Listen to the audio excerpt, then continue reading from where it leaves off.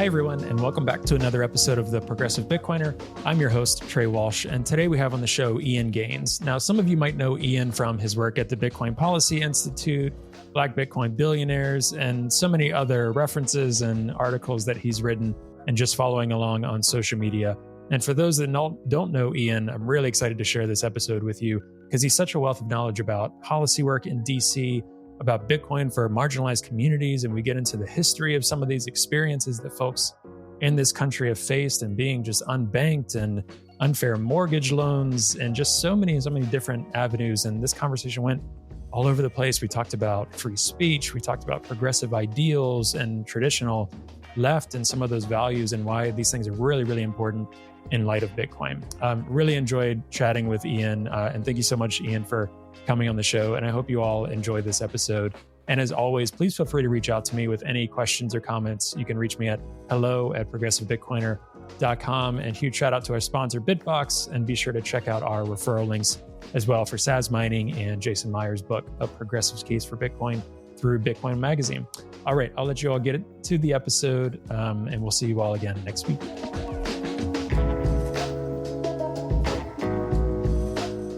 Hi, Ian, and welcome to The Progressive Bitcoiner. How are you?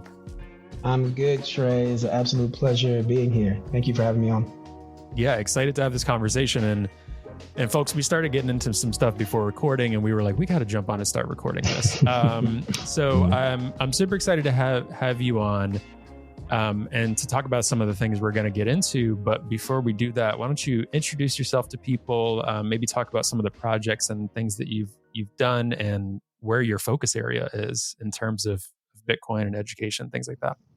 Right. So this is probably the first time that people are getting to know me. So I'll start from the beginning, my Bitcoin journey. And everybody has a Bitcoin journey. And mine was like 2012, actually. I was in college. Wow. I didn't know it was that early. Okay. Yeah. So I was in Chicago, and that story is wild in its own sense because it was almost like a fever dream, like a guy not kicked down the door, but he like busts through. He's just like, have you guys heard about Bitcoin? It's a distributed like ledger technology that is beyond government reach, and it's just censorship resistant, it's transparent, it's fully accessible, like it's 24/7 on, and it works on democratic consensus. And we're just like, whoa. You're like, are you okay? Yeah. It's one of those. This is 2012. And I was just like, well, if this is something that's real, it's very interesting prospects there. So I was kind of just watching until around, I would say 2016 is when I was like, oh, okay, it might have some legs, right? It's getting some institutional, not adoption, but at least attention. And just more of a cultural phenomenon. And that's where my mind sort of goes between, okay, institutions, when they're looking at it, the individuals, communities, and I thought this was something.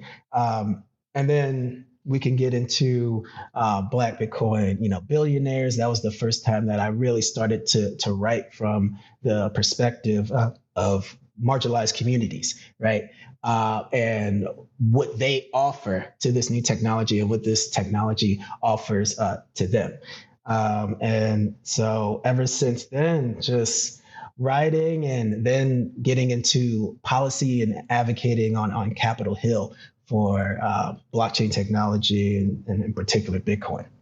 Yeah, it's awesome. And you, if I'm not mistaken, some more your more formal education is kind of in the poli-sci realm. Is that right? So kind of politics is kind of the angle that you like to approach these conversations, or one of the angles you like to approach.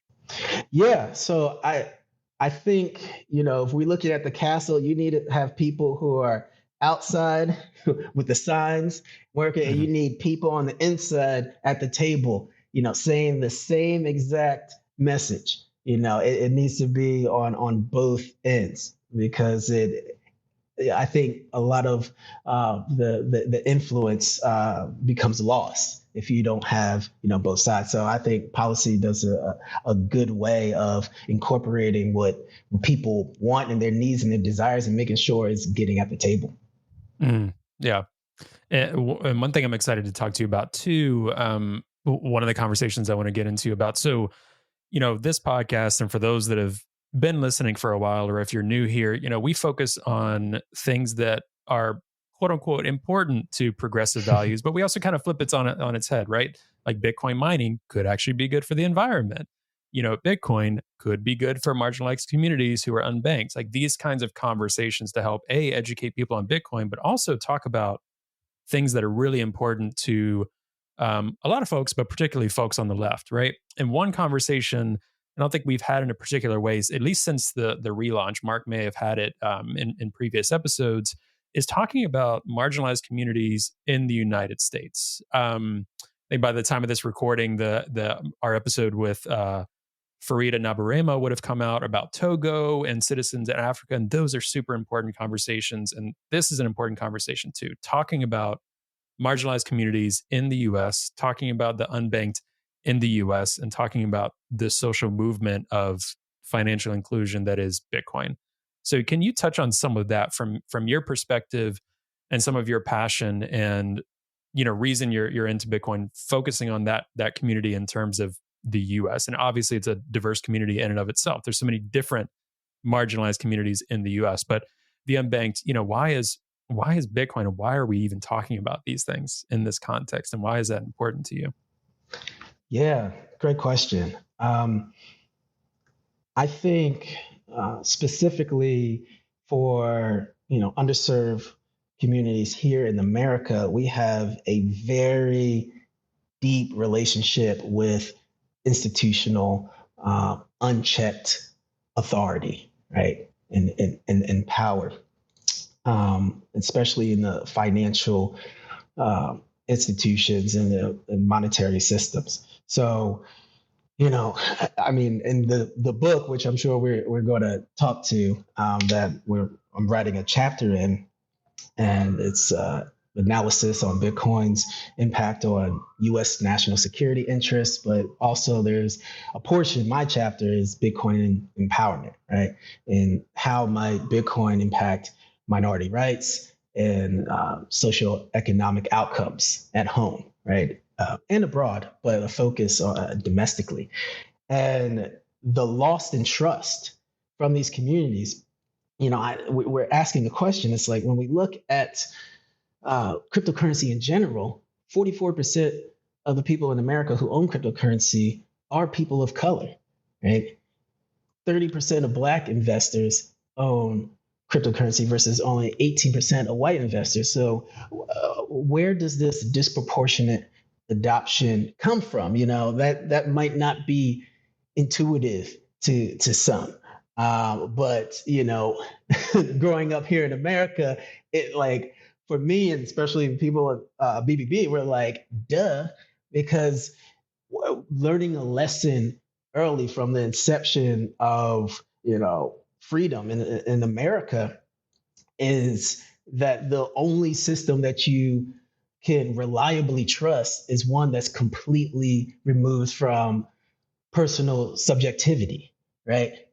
That is the ethos that many communities have learned the hard way of what unchecked power is. And then, so for example, in 1865, the Federal Savings Bank, as Freedmen's Savings Bank, was established specifically for former slaves, right? And in 10 years, African Americans were able to have gross $75 million, right, at that time, which in today's money would be $5 billion worth of wealth that was in the Freedmen's Savings Bank. And you know what happened? The money managers there put it in, high risk railroad speculations, put it into other risky real estate programs and projects, and lost all of that money within 10 years. And then it closed down, right? So, I say, like, that was the moment where specifically Black Americans had their trust broken and legacy institutions. right? And then 60 years later, we go into redlining, where officials, this is all government policy, where they will draw lines on the maps of high risk, areas, right, for receiving loans. So in those areas, you have to have, you have to pay higher interest rates, for loans. And they were also targeted for, when it comes to a tax revenue going to education and property and upkeep. It found ways to miss these communities who are disproportionately Black and immigrant, right? So, 1865, Freedmen Savings Bank, redlining, then to the subprime loans, where if I think the book is the color of money, and it shows that specifically like Wells Fargo, right? They had campaigns where they targeted Black churches for subprime loans. Where during the 2008 financial crisis and the subprime loan arena, where over 50% of the African Americans who receive subprime loans actually qualify for prime loans, but they didn't know, and they were targeted. And so much in the depositions, and when the eternal documents, the emails were released between employees, employees were calling subprime loans ghetto loans, right? And their Black customers as mud people. And I want to make this very visceral, so to show where the lack of trust, the erosion of trust comes from, right? It's no illusions, no fantasies. Like this is lived experience, and that permeates to the decisions today.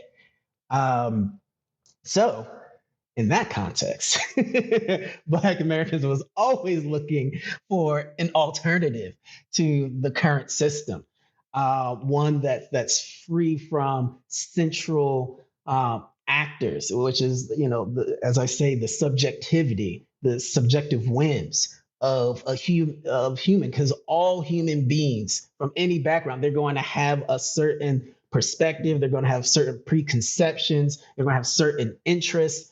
And if in the control, a portion of that will, as I say, permeate into decision making, into systems, into institutions, right? How come if, me and you, if we go in to get a loan and we're business owners, went to the same college, have the same credit score, all metrics comparable, I, on average, and here in America, as a Black business owner, have to pay 1.4% higher in interest rates than my comparable white counterpart. Where is this proprietary system and calculations of saying, oh, okay, well, yeah, you got the similar credit score, background, and income, but it's showing in our system that you are at higher risk. So we have to higher financial risk. So we have to increase the interest rates for you. But this other person with the same, credentials and criteria, no, it's lower, So I think in this sort of discussion, I'm not saying anything that progressives don't already know, the failings of this system. So my advocation a lot of times on Capitol Hill is telling those stories, like starting from, okay, this historical context. We all see the problems and inequities that exist today. All right, what are some viable solutions? And this solution needs to have certain criteria. And what we've come to, the Black community and other marginalized communities, is like, man, we can't trust them. We can't trust it. Just humans in general. We can't trust. You haven't given, at no point in history have you given us a reason to trust your integrity in your decision making, and that is not used in self-interest or to suppress the freedom, the autonomy of certain citizens. And and that goes beyond race. It goes beyond social economic standing. It's many Americans. So yeah, that's what we sort of advocate for, and I think really is communicating. And I would love to hear from you is the disconnect, because a lot of times in staffers, when we talk about like the Lightning Network, right? And its ability to save small businesses on interchange fees, right? MasterCard and Visa and all money processors, um, businesses, U.S. merchants spend about $105 billion on solely interchange fees, right? And of that, and we're probably going to get into like the work I'm doing now, just talking to universities and getting the research of, okay, how much, doing a comparative analysis, how much could we save small businesses or businesses from specific communities just by using the Lightning Network, and to remove that intermediary, who is siphoning, extracting the revenue, right? And just doing base calculations, if Black business owners pay anywhere between 12 to 16 billion in fees. Just think about that with Lightning Network, where it's instant peer-to-peer payments, no intermediary, globally acceptable, borderless, and you can send it with a penny or less, depending on like the network fees at the time, but it's a penny or less versus a MasterCard who charges what, 1.8%, um, and just think about that saving. It's saving billions for, you saying specific. I want to get highly specific with ethnographic research and say, hey, Black business owners could save whatever, $12 billion a year just by changing the money processing system, right? And think about what you can do with that extra 10 billion back, redistributed back into the communities. This is it goes so many ways. I don't want to monopolize the time, but I'm giving you the You're full the guest, scope. so please do. Yeah. So these are, I think, the areas that if you are a researcher, if you're at any research institutions that focus on the societal impact, right, of innovative technologies, like this is what policymakers are looking for. What's the human impact? And I think a lot of times in the Bitcoin community, it kind of gets lost because a lot of us is tech minded, and that's a specific type of disposition. Yeah, the techie. Or like so macro focused, right? That you're thinking about El Salvador volcano bonds, and not thinking about small business all the time, or these practical conversations. Yeah.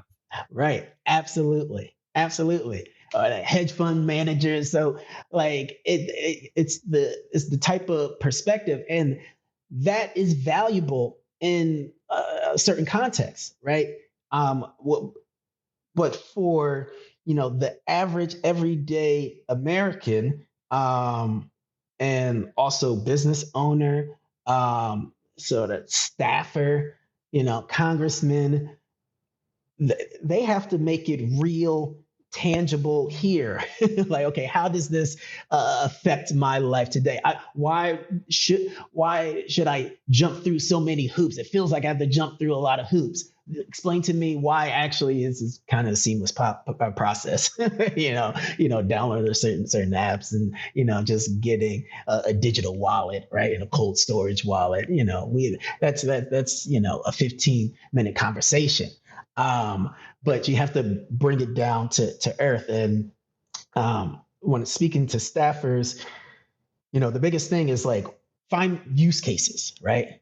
That's what they ask. It's like, find us the use cases of, Bitcoin and blockchain, how it has, an ability to, provide more freedom, right?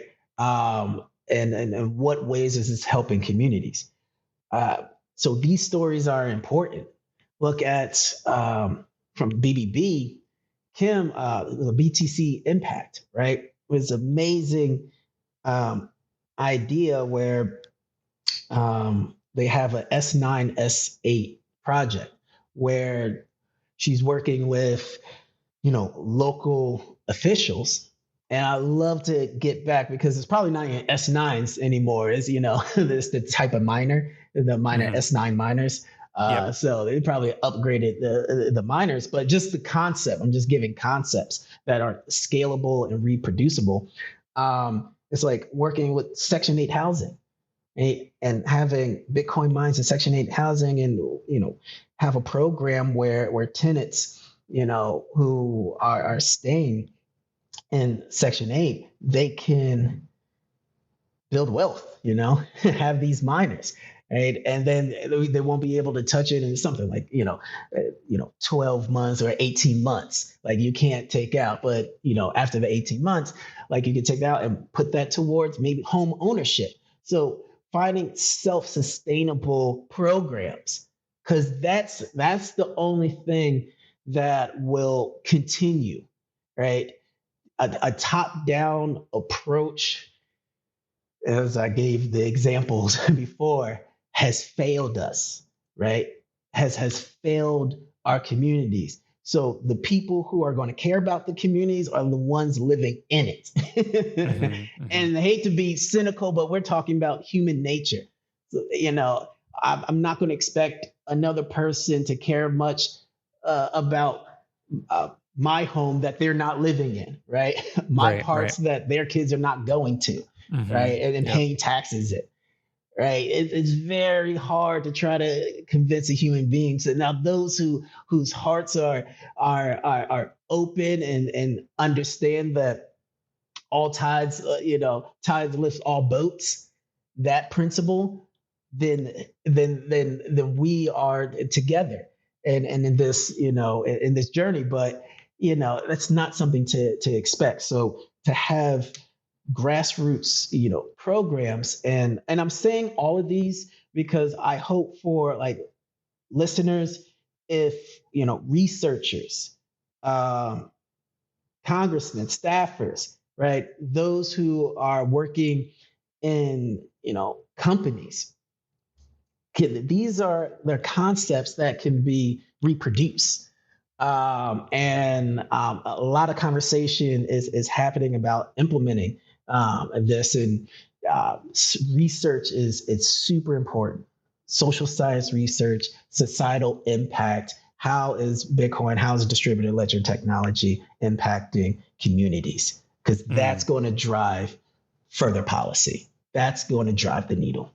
Hi, everyone. Hope you're enjoying the episode. Today's episode is brought to you by Bitbox. Now, Bitbox is a hardware wallet that's open source, incredibly secure and easy to use, and it's what I'm using to safely secure my Bitcoin in cold storage. Now, I know self-custodying Bitcoin can really be intimidating, but Bitbox is designed for ease of use without compromising on security. It's USB-C compatible and allows you to easily back up and restore your private keys with a micro SD card, which is really cool.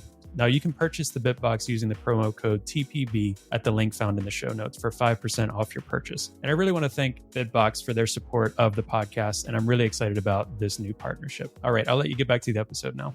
But one of the things you mentioned too, and obviously in the Bitcoin world, we know this, but one of the, I don't want to get too poetic, but one of the like beautiful things about it and the protocol in general is this trust word. I think for people, you say like in the Black community and other marginalized community throughout history in the US, if you can describe to them and have them understand there's not really trust required here in the same way you have to trust your local credit union, or the same way you have to trust your landlord, or the same way you have to trust these different institutions that typically are not very trustworthy.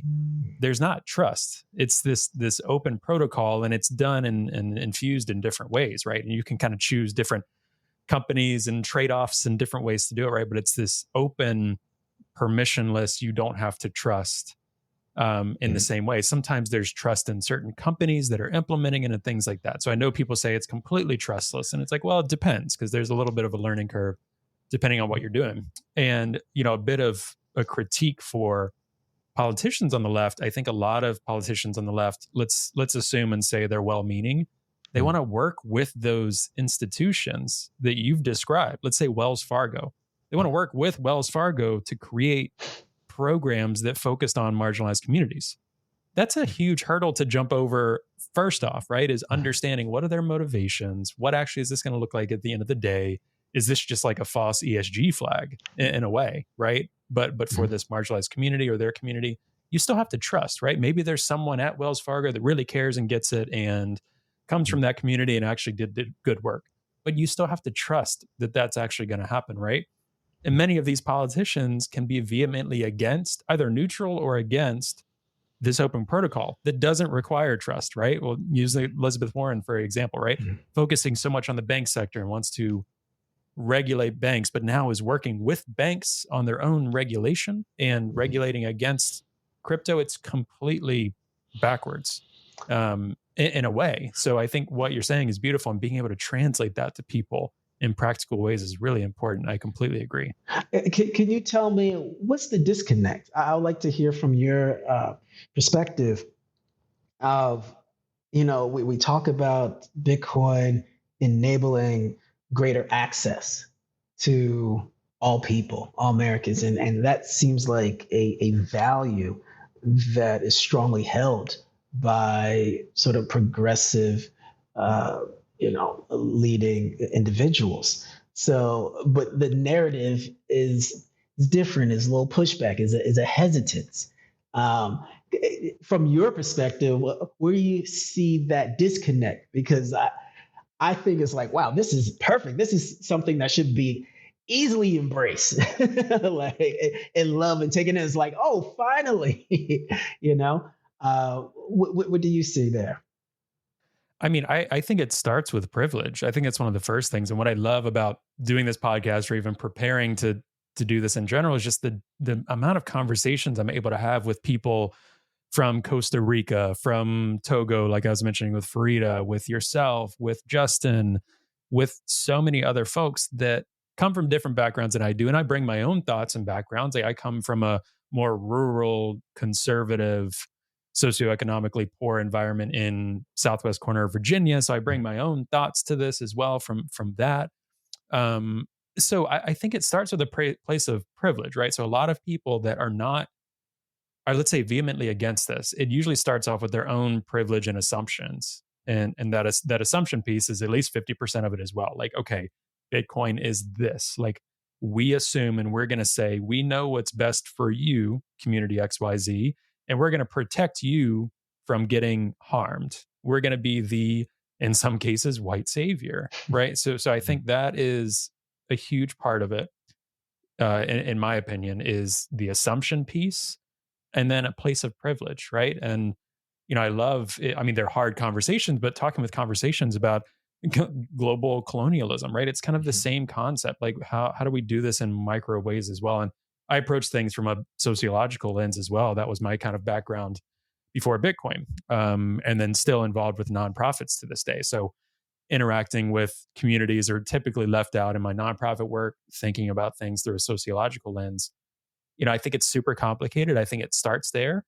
I think, and if I'm being really honest with you too, I think some folks in the Bitcoin community specifically have perpetuated a bit of whether it's right-wing talking points, whether it's things that have nothing to do with actually Bitcoin and what we're getting at. Again, Eat my own personal steak, do your opinions and push-ups. right. And I don't want to Yeah. overstate it, but I don't want to understate it as well. That's right. I think that's a play as well. And one of the reasons I'm passionate about speaking for left views within Bitcoin, because people in the real world have those assumptions as well, right?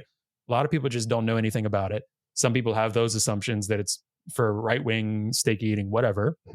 And then some people think it's boiling our oceans, all of these other things. So there's a lot of FUD against it. You got to start with re-educating people. But I mean, also at the end of the day, your guess is as good as mine in terms of like true disconnect. I think for everyone, it's individual. Like, where is Elizabeth Warren's disconnect? I don't know. I mean, I know she has a nice house in Cambridge, right by where I live in Massachusetts. I know she's held assumptions. I know she's been a senator for a really long time. I know she's got certain book deals. I know she's got certain donors. I mean, in banking, piece things together. Yeah, correct. One day will she change her mind? I doubt it, but maybe, right? Different people enter into it in different ways. So not to drone on too much on that, but I think for me, just going back to like privilege and assumption, right? And the people who are going to get Bitcoin first or are the ones who need it most. Right. And most Americans, when you look at globally, do not need Bitcoin in the same way, right? We have PayPal, Venmo. We could talk about that too in terms of fees. Those fees are outrageous for small businesses. But there are some communities in the US that would greatly benefit from Bitcoin. Obviously, we think everyone would and the world would, but some would benefit more than others. So if you're someone who is even listening, a friend, because right now I think we have a lot of progressives and Bitcoiners listening, but I think one thing that probably will happen, as always happens, is the bull run comes, you'll get more listeners, and then it'll die off again in the cycles, that kind of thing. So if you're listening because someone passed it on to you, you're in a place of privilege and you're saying, well, Bitcoin's not good because X, Y, Z. First, ask yourself, do you see that you need it? Like, where are you in this socioeconomic ladder?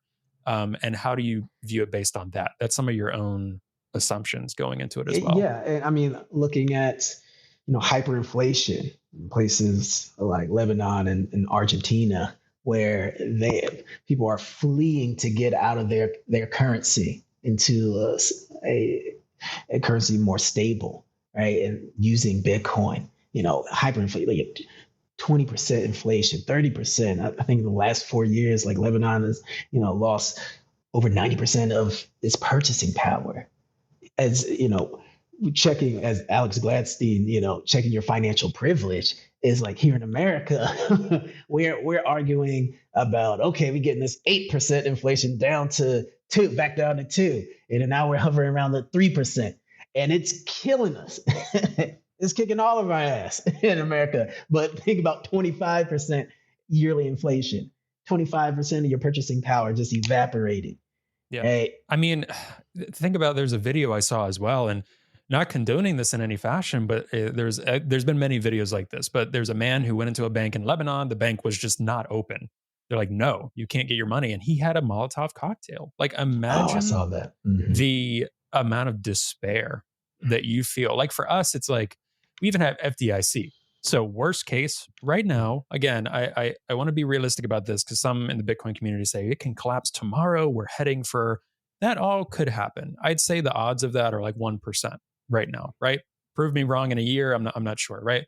But relatively speaking, we also have the FDIC. So you might have to wait in some long lines should something happen again. But usually you can get your money out, or you can disperse your money if you're wealthy throughout multiple different avenues for that insurance. But imagine being so desperate and so much despair, and I don't know this individual's circumstances, that you feel like you have to go and try to attack this bank, because you're like, I need my money. Like, I could die tomorrow. Like, I need this.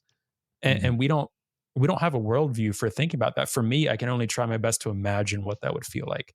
I don't know what that would feel like. If I need to withdraw money, it's a click of a button. Sure, there might be some processing time, whatever. I also have some Bitcoin, so there's not processing time in the same way, right? We just have so many different resources, so it's hard to understand for people. Right. So, I mean, that's unstable economies in the global landscape.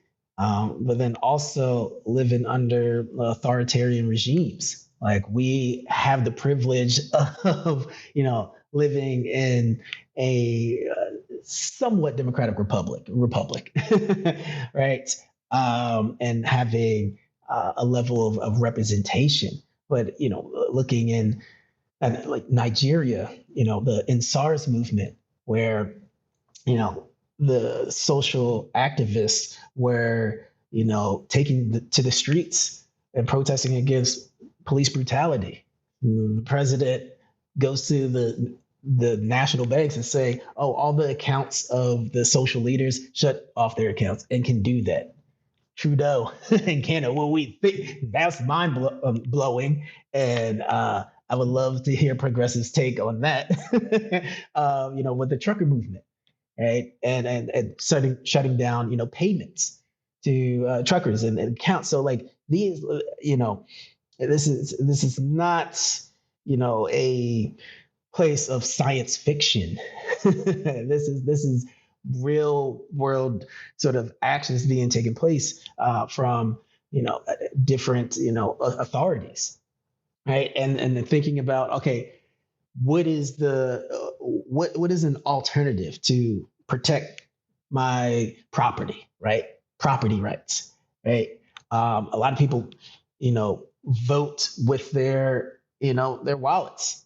Okay, going back to the social movement, is how that ended is they went out to Twitter and all online and say, hey, if you want this social movement to continue, send us money in Bitcoin.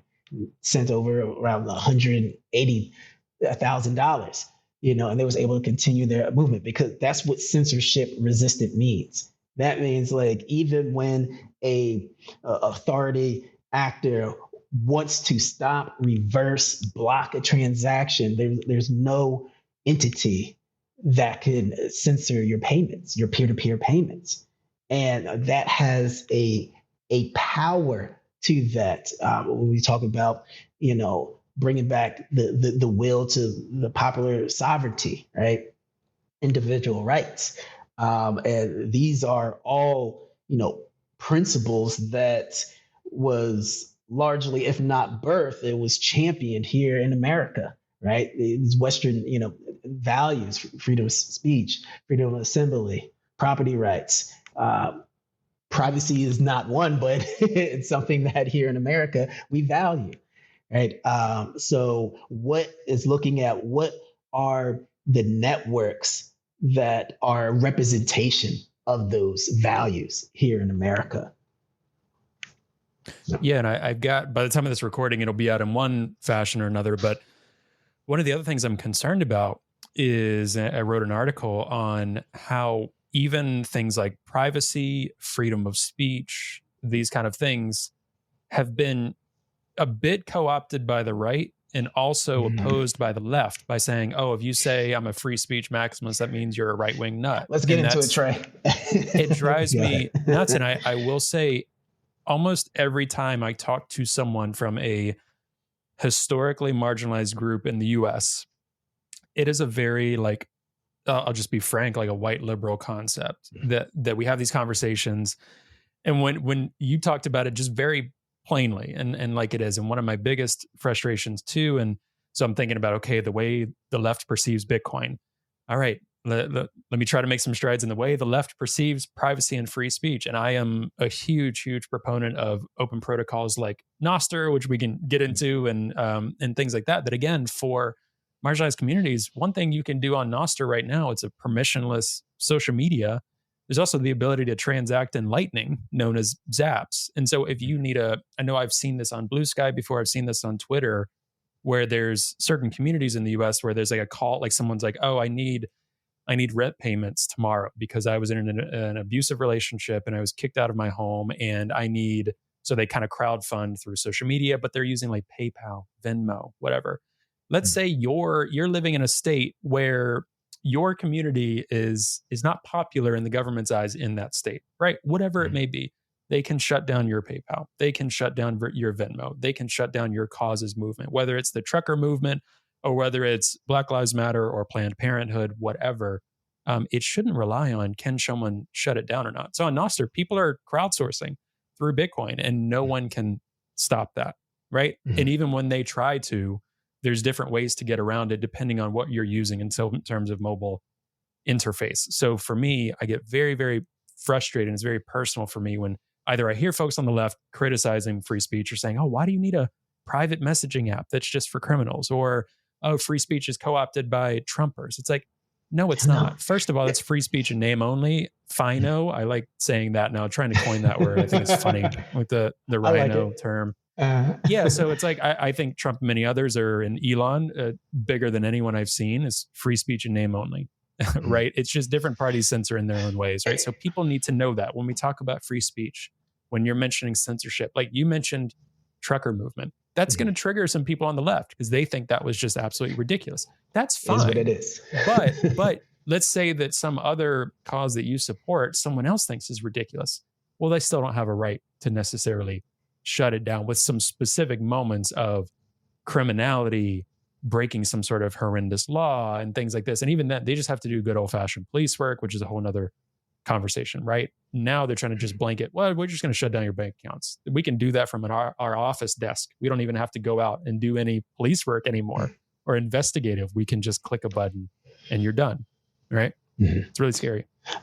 I mean, this is a maturity that I think is important for us all to consider, is that the tools of oppression that we wield against others, know that those same tools will be used against you. So like, if you're in positions of power now and you find ways to, leverage, and mismanage your power, then every 4 years, every 2 years, the tables are turned. And when you speak about freedom of speech, I mean, now I guess I'm getting a little bit older, but I remember like this was one of the principles that was strongly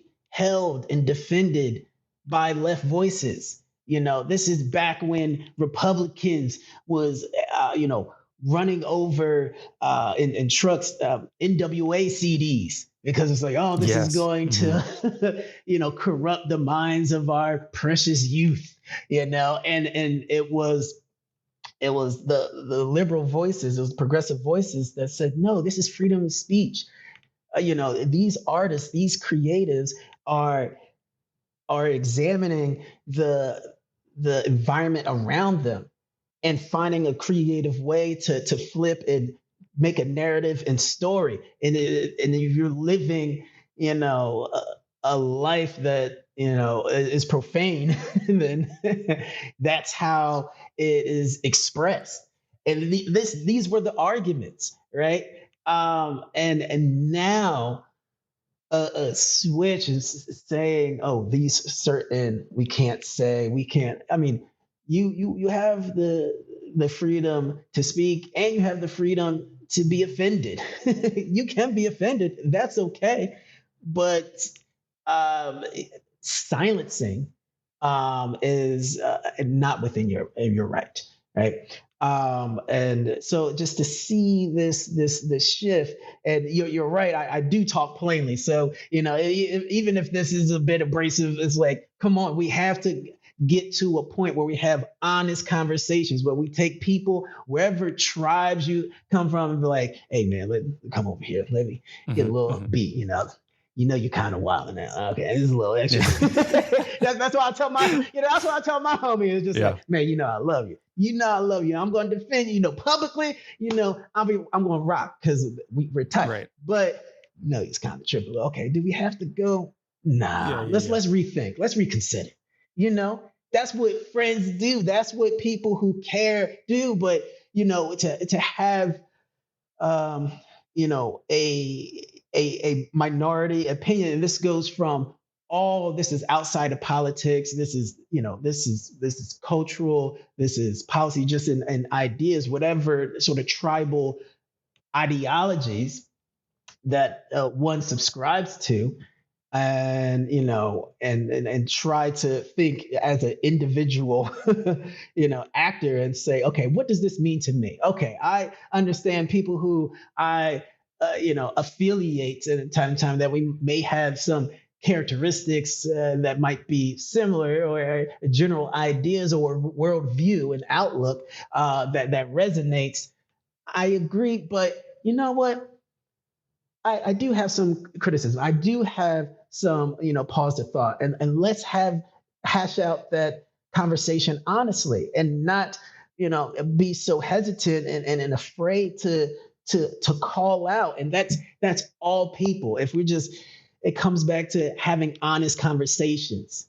Like, is this, or do we have the moral authority on on this subject, on this topic? Is this bringing a better fulfillment and accessibility for the people who I care about in the community at large? Is this helping me and others in a way? And these are just philosophical sort of paradigms that you operate in frameworks, but it can be sort of used in any sort of category, right? So those are one of the things to see the shift. I mean, we're getting to it right now. And what do you think those conversations should look like? When I was explaining, bringing the homie to the side, those private, I understand, public, but those private, what would you say is like, okay, here's is need for pushback. Okay. How you go about those conversations? Yeah, I mean, I think people need to. There's different modes people have as well, and it sounds like you've probably felt that, and I can imagine interacting in DC as well. There's certain things where, depending on the context of where I'm talking, and again, even trying to, I go into these podcasts and just try to be open and real and honest and talk, but also understanding, I want this to try to be a wide audience as well. I want to be me. I want the guests to be them.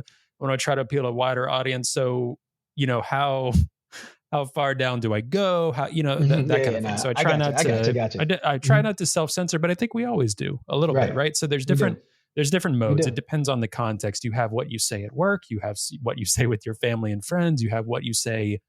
I've tried to genuinely just disengage on Twitter, to be honest. I'm mainly on Noster. I think what helps is it's a smaller community. I feel like I can be a bit more myself, and Twitter and algorithms and all these things are really just fanning the flames. And I think it's preying on something that humans have lived most of our lives without this social media thing. So I think whatever's happening with the algorithm, with social media, and with our brains, it's ripe for just the worst things, right? And I don't want to discredit the good things that social media have done for communities that need it, for movements. People reference the Arab Spring, which mostly occurred on Facebook and Twitter, like different things like this. Huge upside. But also the clickbait, the fanning of the flames, all of these different things, right? But we go to two extremes. You go back to freedom of speech and people are like, oh, we need content moderation to oblivion, right? And one of my personal philosophies, and again, I say this, me becoming a Bitcoiner did not water down my progressive values. It did not water down my left views and this sort of thing, or any of the things I deeply cared about. It made me think about things maybe in a different way. But even before this, one of my thoughts was, people talk a lot about, like, previously wanting to censor Trump or wanting to censor whoever they might not like, right, from the political left. First of all, it's not easy. There's not a black and white answer, right? There can't be complete content, censoring, and complete, not having no moderation content. But I will say, us ignoring that people have certain views and thoughts does not mean they don't exist. So part of my view as well, I don't know if I 100% believe this, is like, let's get it out there. Like, say your views, and there are consequences. If you say something that the general public views as insane and disgusting, that's insane and disgusting. We shouldn't say, let's not have them say that, because then that just kind of covers up things. And that's what's happening today. We're seeing movements billow up. We're seeing things happen. People will say, how how did Trump become president? Did we create this? Did Trump create what we're seeing now? And obviously it's so complicated throughout history. But I'd say get it out there in the open. Let's have conversations, and let's have a bit of democratic thought and interaction about this, right? And trust people. And I think the problem is a lot of people don't trust people. Like, government will not trust people to dictate how to live their own lives. So they say, well, we're gonna say you can and can't do this, right? Or on Twitter, we're gonna say you can and can't do this. We're gonna ban this. So again, not to go too far down Right. that, but Yeah. No, get it out in the I'll open. I think you agree. The free speech principle, though, is I mean, both sides do it in different ways. And the reason I talk about the left a lot is because ideally that is the audience we're speaking to. And ideally, I think there's so many good things, like you mentioned, that historically came from the left, right? Opposition to endless wars, opposition to those that wanted to crush on free speech in the most silly ways that we would look back on, burning books and, crushing CDs, whether it was from religious communities or for mainstream Republicans at the time, for saying like the F word or whatever, silly things, the N word, all of this different stuff, right? And deciding these things. So I think there's much more the left could be doing, and it strayed at some point. And that I'm curious your thoughts on when and why that happened. I think what I'd notice, and obviously I'm just one individual just observing, right? 2014, 15, 16, that era.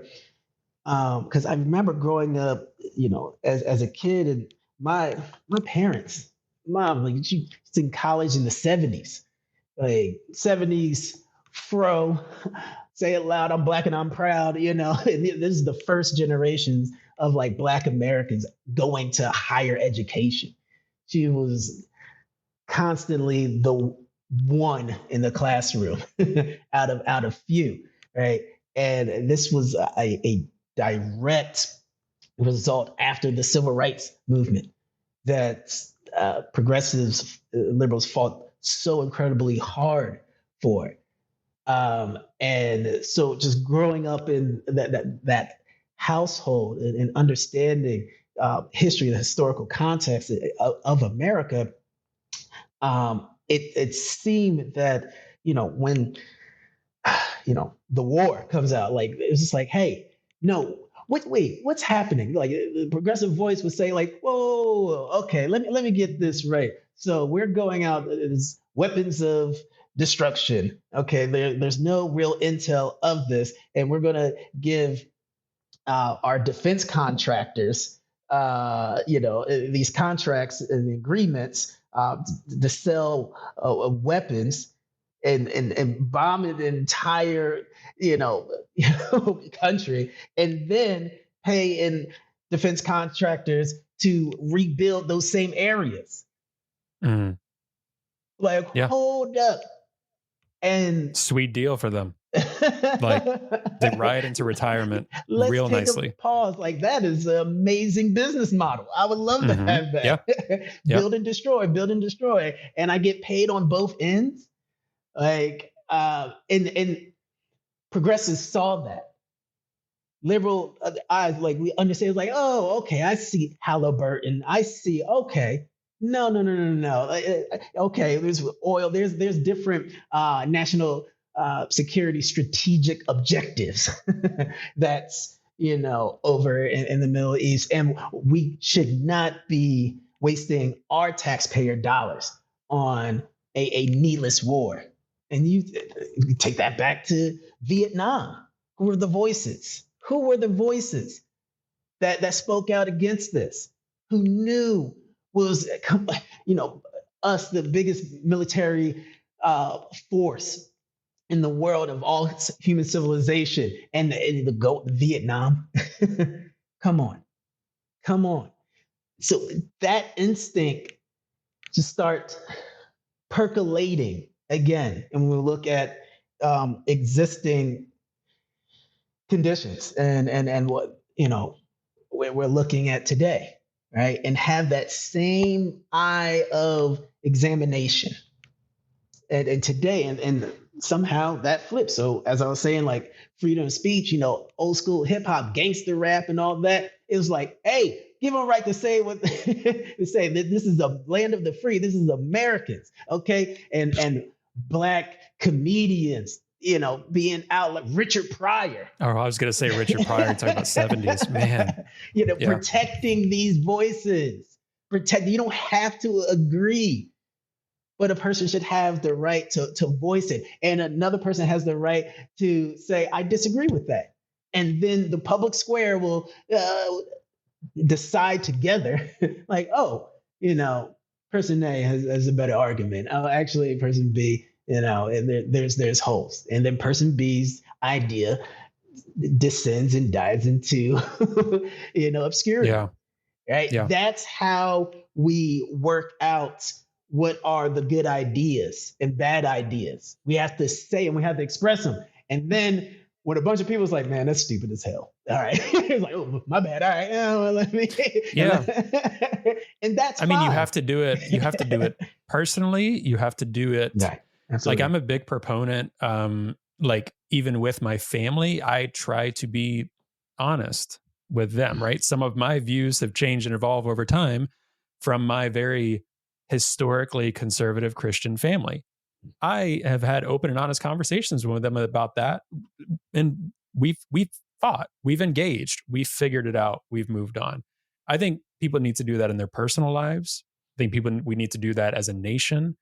And it's one of the hardest things to do. And one thing that I want to try to hit home about, whether it's Bitcoin and that it branches out into everything, is I want the left and progressives to know what we're talking about is not crazy or radical, right? Freedom of speech or having these conversations or saying, let's get thought out there, let's get ideas out. Now, there's a difference between recklessly hurtful and harmful and hateful. And again, that's another tricky slope. Do you allow hateful free speech, like all of these different things? Again, it kind of illuminates maybe that person's a hateful person and shouldn't be in that position or that platform they are, or different things like that, right? There's certain incitements of violence. It's a very difficult one to navigate, right? There are some things that it's tricky, and those things are real. So I'm not advocating for that, but I don't know when exactly. And honestly, in terms of the metaphor of this, I don't know that I would agree with him on everything, but shout out to Matt Odell talking about technology and censorship and talking about slippery slope of whether it's Twitter, whether it's Bitcoin, Nostr, these kind of things.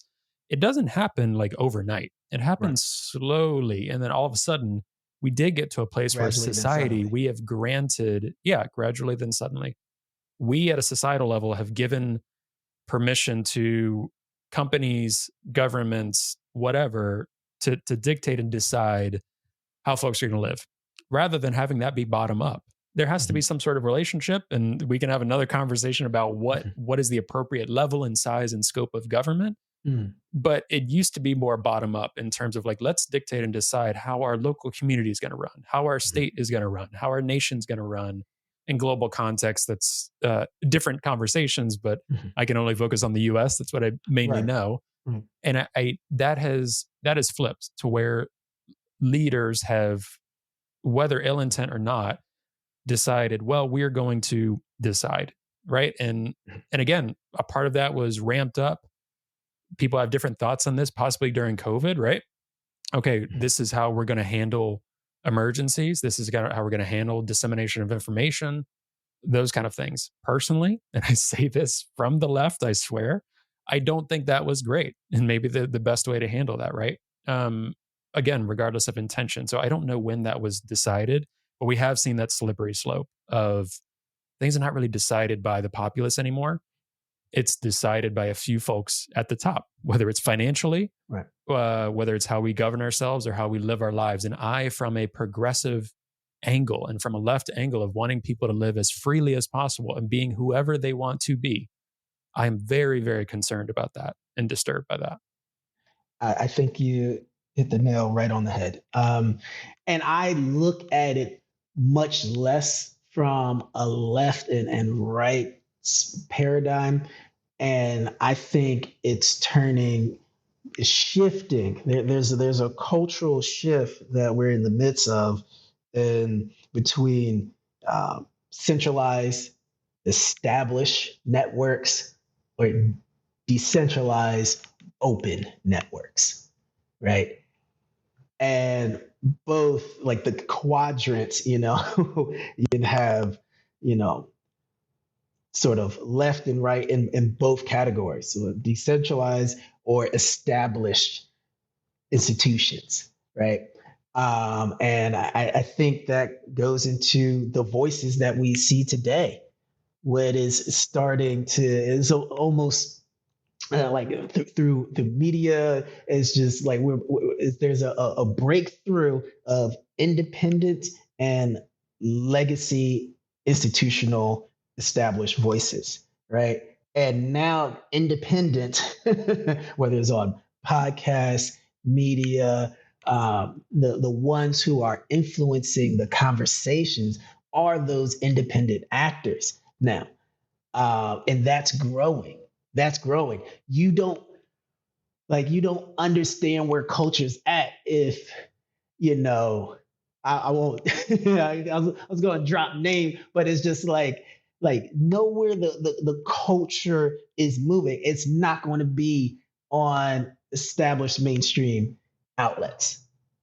That's not where the discussion is truly happening. And then now, because we can't block that information, we can't go into a person's phone and tell them, okay, what podcast you listen to, or what YouTube, or what videos, and what. No, is the freedom, is the democratization of information, right? And so those incumbent, powers who had a monopoly on certain narratives, they're slowly sort of witnessing where we're in that transition where that power, that influence means less and less. And then it's like the last gasp, of like, no, control the narrative. It's just like, okay, but there's, 3 podcasts, 4 YouTubes, segments that does deep dive for a PhD level and showing you in how all of the ways that you're incorrect and misinformed. No, we're not buying it. We're not buying it. And that is the conversation to break it, break the spell. Because at this point, and you mentioned to me before, it's like, oh man, he's pretty direct. It's just like we're at that moment now. We're at that moment that we're no longer kidding ourselves. We're no longer kidding ourselves when it comes to establish narratives or concepts or ideas that we know internally is like, that just does not connect. It's something to this. I feel like it's something behind this, and it's the bravery, if anything, that just talking with you, meeting with you, and the conversations that I have amongst, it's like, okay, we can go into CBDCs, the digital yuan, the geopolitical sort of arena, and domestically, savings on remittance and a lightning network. We can get into all those territories, and if we have time, if you ask, we can go into that. But it's bravery. Have the courage to speak truth and say it out loud. And the result is the result. But enough people speak the truth, that stops our path down tyranny. The last thing I'll mention, because you're talking about, these authoritative, powers, and just that's consolidating control, right? And how this is not sci-fi. I mean, one of the portions in the book that we're writing, and it's actually a working title. Okay, so yeah, I'm so jealous you're like looking at it right now. Yeah. Because I want to read it real quick, because I'll be sure to shout it out at the end again. Sure. Can you touch on it, what you can, but in terms of like who's working on it? You had mentioned your chapter is titled Bitcoin and Empowerment, or that's kind of the focus of it. Is that correct? Correct.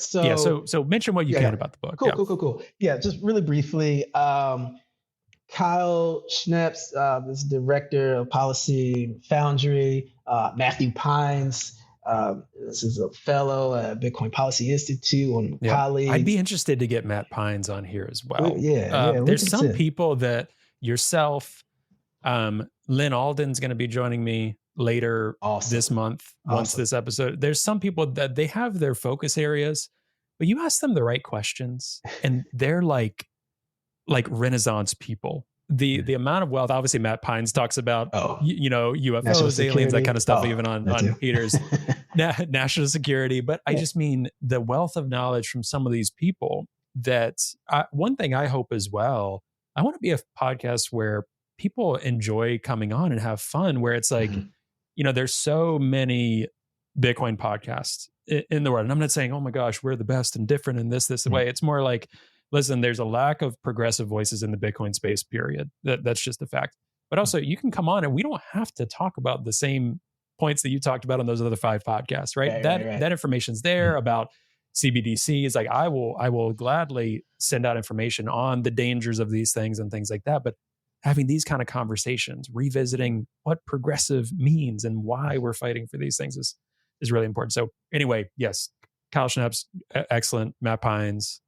Yeah, Lee Bratcher, Alex Brammer. So it's from the book analysis is looking at Bitcoin's impact on U.S. national security interests, right? So we have former government officials, cybersecurity analysts, and authors who work in mining, and for mine is interesting because it's Kyle reached out, was just saying your perspective, because did some policy work with Foundry when they were having the moratorium in New York, right? Great, yep. And wanting have some voices from BBB, and to write and show what sort of possibilities this enables, right?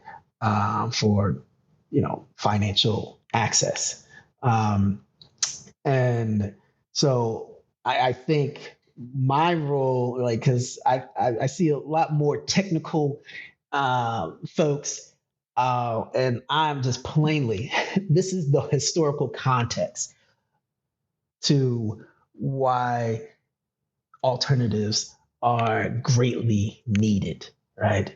So it's giving a history lessons. We can do the technicals, okay, but understand the history lessons of the oppressive nature of centralized institutions. And let's go year by year. And then look at the alternatives to that. And we talked about, proof of stake, DeFi, and CBDCs. And, with proof of stake, the beauty of proof of work is in its title, is proof of work, right? It works on democratic consensus, meaning that no matter how much Bitcoin, if you're a node validator, no matter how much Bitcoin that you personally own, it does not change your amount of decision-making power on the network. That is a powerful concept, right? And shout out to the Block Size Wars, which I just actually read and finished that I hadn't read before. I mean, I knew the history of it and what occurred and the decisions that were made, but giving the nodes and validators and the people the ultimate say in Bitcoin. That's a cool history lesson from Bitcoin as well. Right. And looking at, again, systems where, let's say, this is the nuance that doesn't really, get to the surface often. Looking at the consensus mechanism of proof of stake that over time is designed in a way that sort of compounds wealth over time. One is a high barrier of entry. So we're looking at economic empowerment. For example, you need, 32 ETH to become a validator. And that at the time, this conversation is around whatever, $55,000. Like most Americans don't have, $1,000 in their savings for an emergency. So who are the people who can become validators in that sort of network, right? and it's based on a model that those who have more stake in the protocol has a higher chance of receiving a block reward, which increases further their stake, which then increases it becomes self-perpetuating. And there's different, and I'm saying this for the technical programmers, the like the coin age selection is there's different methods to try to mitigate the exacerbation of inequality in the network, but it's as you were saying, it's a central sort of tuning the knob down. But it's a replication of current systems metaphorically. Right. And again, absolutely. I'm not one of those people like that sits and tries to fight Ethereum folks or what. I've had really good conversations with Ethereum folks, right? And I think there's some things where I'm like, I was like, that's a cool concept and company, right? But like Bitcoin is the cryptocurrency and what we're here for, what I'm here for, right, that's Bitcoin. So the other stuff, I'm like, cool, do your thing. Like, you know what? It's kind of it's not even in the realm of thought for me, to be honest. Agnostic, man. I don't get lottery tickets. I don't go to the casino. You know what I'm saying? I'm not stopping another person going to have a ball. Right. It's a great time. Go back to freedom. Yeah. Enjoy, and I'm not making that exact analogy connection, but it has its applications. So, and from CBDC, and you look at Bitcoin and how when we're doing, education, financial literacy seminars. I mean, BBB came and spoke. Shout out to CJ, the smart guy, Ryan. I believe Dadu was there when they had Bitcoin Academy, where Jay-Z and Jack Dorsey came together through Tidal and, created a summer last summer for the Marcy Projects, only for Marcy Project residents, and have BBB, teaching financial literacy of, the digital age, the digital economy, right? And being prepared and not, again, being left behind. And that's a lot of the conversation is saying, make sure that, okay, we have a new unprecedented technology. At every other given point in history, we were the last to partake. Communities, underrepresented, marginalized communities were always the last to partake. There was always a asymmetric information and accessibility that was granted to individuals of particular social economic levels, right? And they were able to just reap the benefits early. And then later, whatever the scraps, were was left. And I'm saying now in today's age where we have open information, open communications, open networks, anyone can find information. There's no asymmetric information. It's just curious minds and understanding technology. So pushing that, hey, this is the moment now. This is the new, because we're preparing for the digital ecosystem, digital economy. And what does that look like? Okay, well, let's look into what are the criteria of CBDC? Okay, stable coins. What's the MICA they're doing? Okay, they're starting regulations in the EU. Oh, this is a real thing. Oh, BlackRock, sends an application for an ETF. Oh, okay. Then a month later, 2 months later, KPMG says that Bitcoin can offer, sort of grid balance and reduce greenhouse gas. Okay. Oh, yep. Okay. Shout out Daniel Batten. If people have not looked into Daniel Batten's resources, we had a spaces with him recently. So anyway, shout out to him because he's a huge voice for things like that in the environment. Right. Mining. All of these come together. And I just believe it's just incredibly important now with just the open access and what that means. And Bitcoin, when you look at consensus, okay, when we say consensus, it's like, how are transactions verified, right? If I send, $10 to you in Bitcoin, who's verifying that this is, a valid transaction, right? And the fact is, it's like all individuals who are running the node. And then you say, oh, who has access to that? That must be the person in the tall tower or something like that, locked away in a cage. It's like, no, anyone with the internet. It's open. You can download, from Bitcoin.org, the protocol, and then now you become a validator. And so you're one of the people who are checking the transactions to make sure that it's valid, and all people have an equal amount of decision making power in this. So I say it's like, in the context of a traditional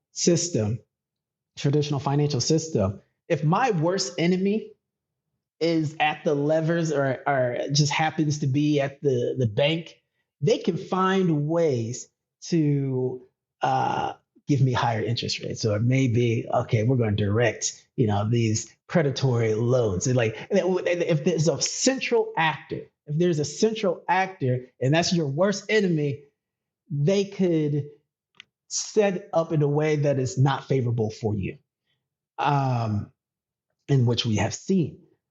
When we look at Bitcoin, your worst enemy, they can become a node validator. And the worst that they can do to you is only reinforce your coins on the network, right? The security and your participation on the network. By them participating in their own self-interest, narrow self-interest, it is providing you more participation and accessibility and security of your funds.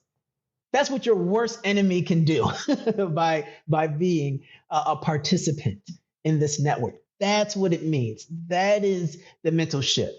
And to have something that exists such as that, because we know the alternative when decision makers have small groups of insiders make decisions, we see how that can be used and weaponized. That's the weaponization. Weaponization in the Bitcoin protocol is that Bitcoin uses humans' own narrow self-interest to transcend it, right? To transcend our self-interest. I look at it as like judo, where you're going through your opponent and using their momentum to gain an advantage against them. So Bitcoin is using our own self-interest to provide more accessibility and access to other people. Because the one thing that we can guarantee from another human being is that they're going to work within their self-interest. Okay, cool. Then let's take that paradigm of you working in your self-interest provides more accessibility and freedom to others. Let's see how that network plays out and make it globally accessible and transparent, a public ledger, right? And I know that can be a lot, or maybe it's just is daunting because this is something that's novel, right? But if anything, I think people need to first realize too, do you think there's a problem? That's one of the first things. And it's really interesting. Recent episode that came out that I had a chance to sit down with former Governor David Patterson from New York. He said, leading through the financial crisis, he said, do these people think the current financial system is working? And again, he's open to new technologies. I've been sending him resources and in communication with his team. He's open to Bitcoin because the one that he did see is like current system and the way things are, and him being African American from Brooklyn. So his lived experience, his governmental leadership experience, he's like, nobody had any idea what they were doing. And I don't want to put words in his mouth, but it's kind of to the effect of like, listen, these problems keep happening. If anyone thinks the current system is working, sure, demonize Bitcoin, okay, whatever. But do you think the current system is working? Because I sure don't. That's what he said. And he has direct leadership experience from the corporate world, from leading, and lived experience growing up in Brooklyn and going through the transformation of New York. So like, that's the biggest thing is like, can people first stop and say, yeah, there's a problem here in their own individual lives or at society at large with this system, to realize the need for something like Bitcoin. So that's the first approach is like, do you think there's a problem? Here's why we think there's a problem. Like, there is a problem, right? Like, whether you see it or not, there is a problem. It doesn't have to be this way. That's like a first step. And then it's like, okay, here's this thing called Bitcoin that can address some of this stuff we're talking about. Interesting. Absolutely. Absolutely. Yeah. So I think these are the conversations and really research, now, in my current position is focusing on, right? Getting ethnographic research, getting behavioral economists, right?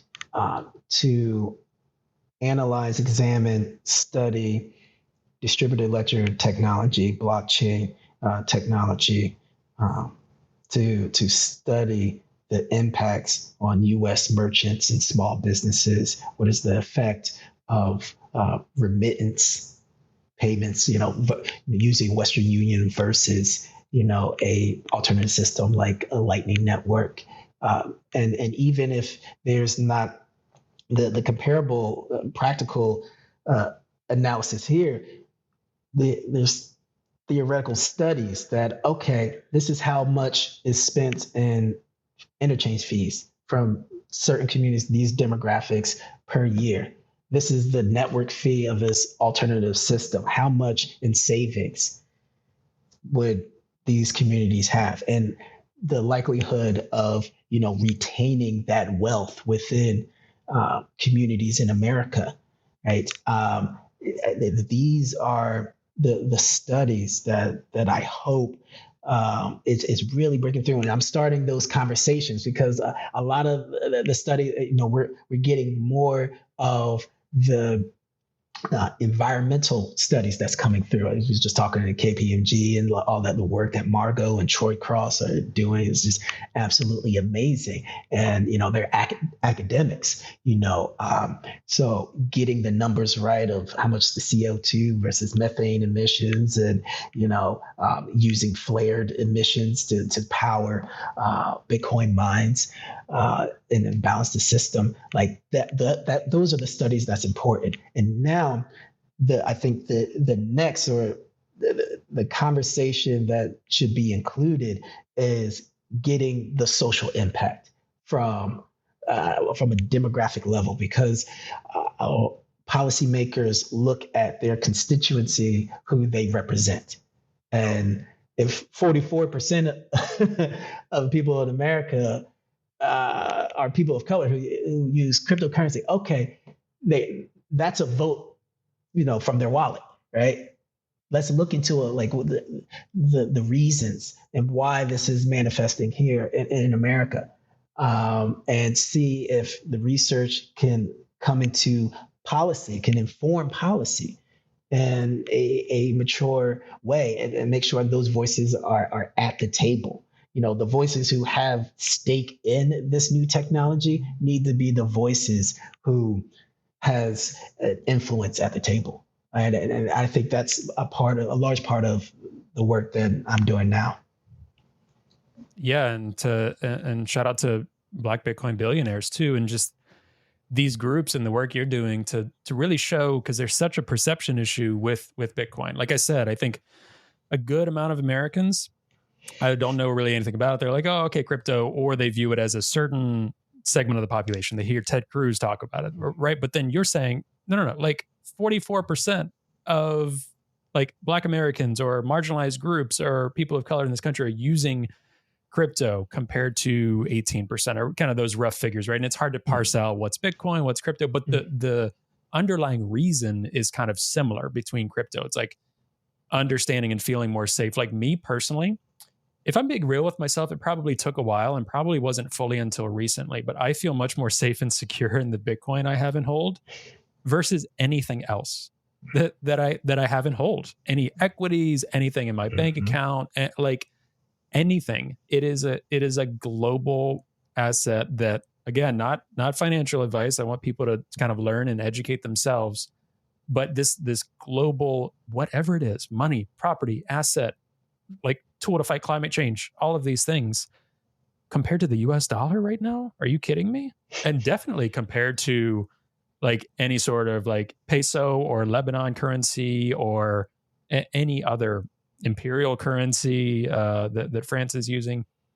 Like, I'm sorry, I got to the point where I'm like, are you kidding me? This is the most prized possession in terms of like what I have the most confidence in at this point is Bitcoin. Where you first get into Bitcoin, you're like, oh, I hope the price goes up. I hope it doesn't go down too low. And then you're like, man, this is the most stable thing I'm seeing in our world today.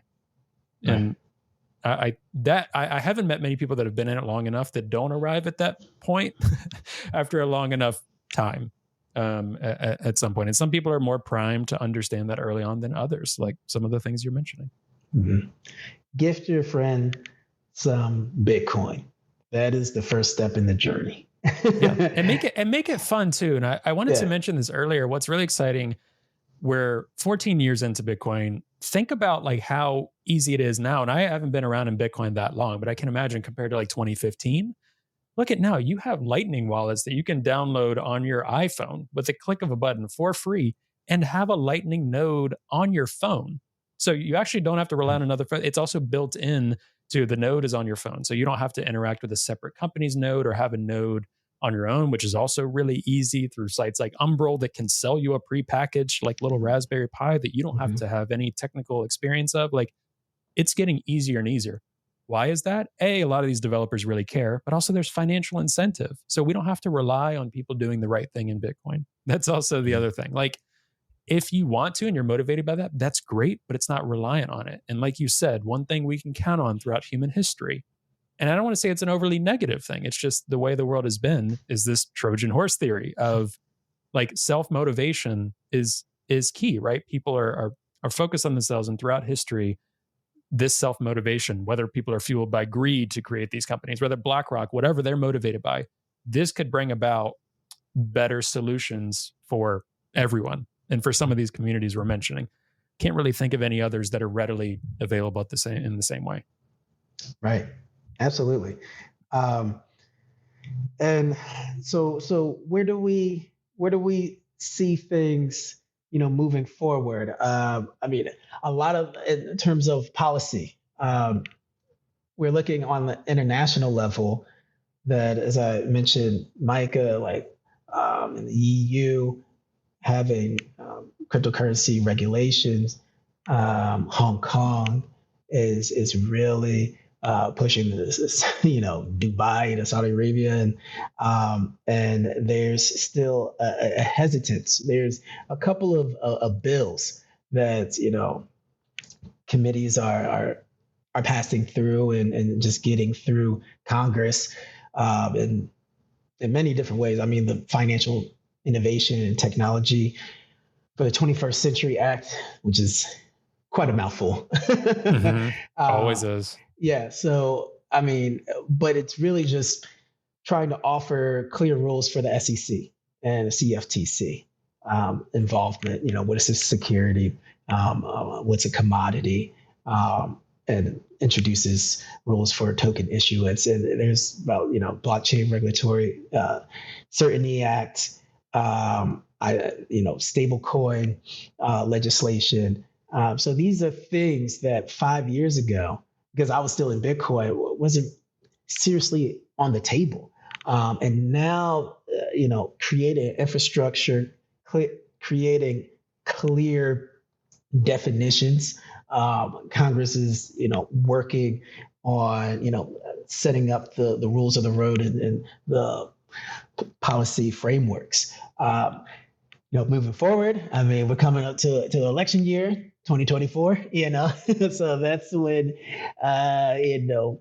all, Congress just sort of tightens up, and it gets a little harder to pass things. But I think that is the next step of acceptability. It's the committees pushing, bill, stablecoin, regulatory acts and defining for our federal agencies what is the frameworks of blockchain technology, of cryptocurrency, of Bitcoin, and the viewpoint of the SEC, Bitcoin is a commodity, right? So in this discussion, Bitcoin is kind of left out, but and in the legislation, whether we like it or not, they don't have enough time or resources. Also, to the mental capacity, any legislation is typically crypto legislation. Yeah, absolutely. They're not maybe at an individual state mining, level like Dennis Porter's work and talking about that. They're passing some proof of work mining bills, things like that. But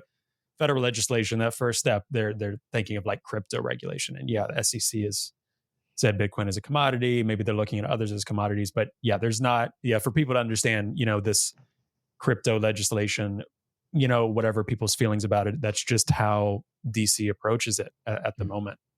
That might change at some point. I anticipate it will. But for now, that's the first step. Yeah. And even for Bitcoiners who are not so interested in crypto, this matters, right? Because it sort of affects the on and off ramps of receiving and how do you self custody, like that. That's another act of the right to self custody. That's huge. So all of these these bills that's being introduced still affects even the pure Bitcoiner, so the whole ecosystem. But what's positive to see is that there's movement and there has been, bipartisan sort of agreement and collaboration. So that is starting slow, but those are some of the things to look forward in the coming 2024. Yeah, that's awesome. Well, I'm already thinking we're going to have another conversation at some point. This is great. I think it'd be fun to do. Yeah. There you go. I have to do some live conversations as well. Get some folks involved, maybe about some of your thoughts on upcoming political cycle and all of these things. But before we wrap up, where do you want to send people?